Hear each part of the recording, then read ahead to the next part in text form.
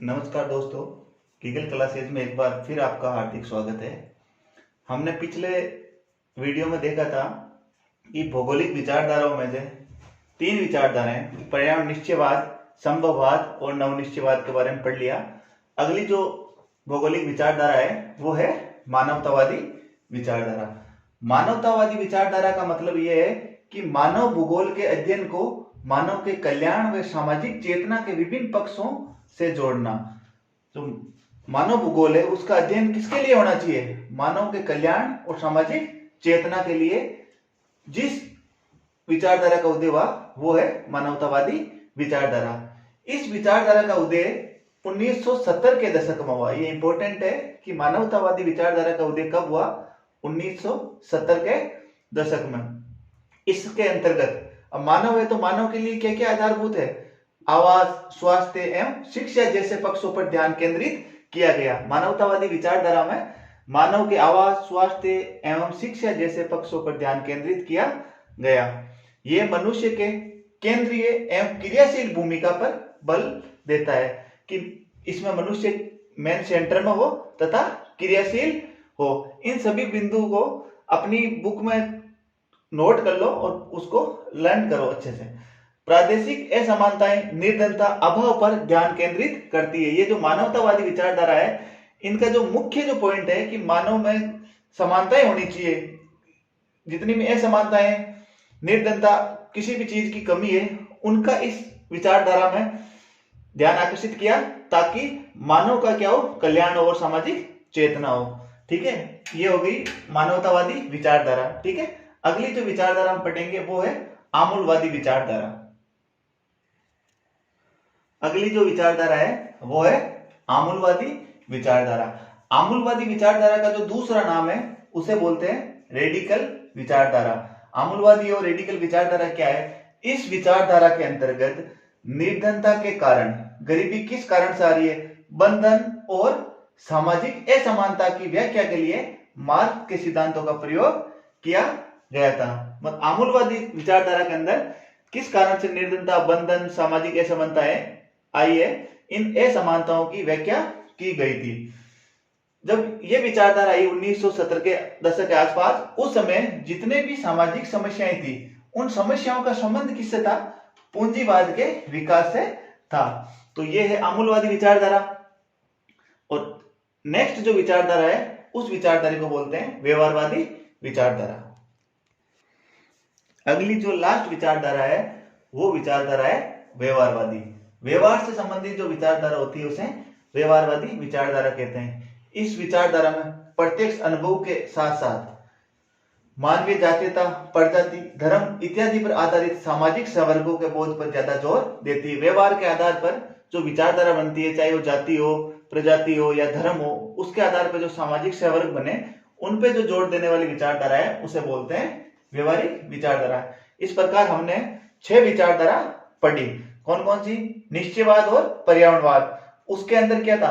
प्रकृति ही सर्वप्रथम थी। उसके बाद आया संभववाद, उसके बाद आया नवनिश्चयवाद। किसने दिया नवनिश्चयवाद? ग्रिफिथ टेलर ने। वो इंपॉर्टेंट है, इसको लर्न करना है। उसके बाद मानवतावादी विचारधारा, आमूलवादी विचारधारा और व्यवहारिक विचारधारा। तो हमने ये 6 विचारधाराओं के बारे में पढ़ा है। ठीक है, स्क्रीनशॉट इसका ले लो। अगला है मानव भूगोल की विस्तृत अवस्थाएं। मानव भूगोल की विस्तृत अवस्था में समय के साथ साथ कई उपागम हुए। सर्वप्रथम आरंभिक जब उपनिवेश युग था उस समय क्या था? अन्वेषण और विकास। जितने भी भूगोलवेत्ता थे वो क्या थे? नई नई खोजें करते थे और उनका वर्णन करते थे। इस युग के बाद आया उत्तर उपनिवेश युग। उत्तर उपनिवेश युग के अंदर पृथ्वी है, इस पृथ्वी को संपूर्ण भाग को समझने के लिए इसको प्रदेश में विभक्त किया और इसको पूरी तरह से समझा, इसलिए इसको बोलते हैं प्रादेशिक विश्लेषण। ठीक है, प्रादेशिक विश्लेषण के बाद एक क्षेत्र के रूप में उसको क्षेत्रीय किस प्रकार से भिन्न है उसका अध्ययन करने का एक युग आया, उसे बोलते हैं क्षेत्रीय विभेदन। ये कब हुआ? अंतरयुद्ध की अवधि से लेके 1930 के दशक के मध्य। 1930 से लेके 1950 तक क्षेत्रीय विभेदन चला। इसके बाद 1950 से लेकर 1960 तक स्थानीय संगठन और मात्रात्मक गणना मानचित्रों पर ज्यादा जोर दिया गया था। ठीक है, 1960 के अंत तक मात्रात्मक गणनाओं से जो विसंगतियां आई, उन विसंगतियों को दूर करने के लिए 1970 के दशक में 3 इंपॉर्टेंट विचारधारा आई। कौन कौन सी? मानवतावादी, आमूलवादी और व्यवहारवादी, जो हमने अभी पहले पढ़ा था। ठीक है, ये विचारधाराएं 1980 तक आते आते कमजोर हो गई और 1990 के बाद भूगोल में उत्तर आधुनिकतावाद का युग आया, जो अभी चल रहा है। ठीक है, तो ये आपको एक टेबल सारणी है, इसको आपको लर्न करना है और ये सीक्वेंस वाइज पूछ लेंगे कि मानवतावादी, आमूलवादी, व्यवहारवादी विचारधारा का उदय कब हुआ? 1970 के दशक में। मात्रात्मक गणना कब शुरू हुई? 1950 से 1960 के मध्य। क्षेत्रीय विभेदन उपागम कब हुआ? तो अंतर अवधि से लेके 1930 के दशक में। प्रादेशिक विश्लेषण कब हुआ? तो उत्तर औपनिवेशिक युग में। ठीक है, यहां तक समझ में आ गया? ओके, स्क्रीनशॉट ले लो, कॉपी में नोट डाउन कर लो। अब अगला अपना टॉपिक है मानव भूगोल के क्षेत्र।